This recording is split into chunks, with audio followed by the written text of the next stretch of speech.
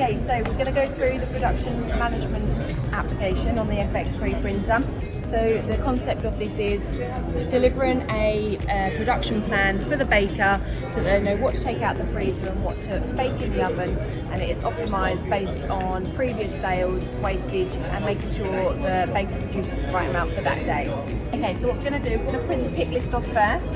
So we'll go into the categories, and one by one we will print what we need to remove from the freezer. Print that pick list. The baker would then go to the freezer, remove that, and put those items in the oven to bake. So once the items have been baked, the user will then either print a label that needs to be applied to packaging, and if that's not required, then they'll carry on and log the production.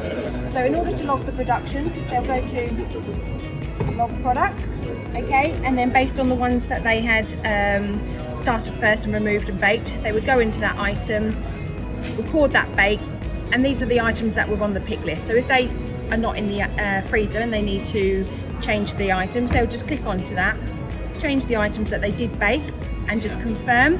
That production is then logged. The item will then go green. If they want to do a future bake, all they need to do is just go back into that and then log a new bake. And each time they log a bake, it is recorded in the printer.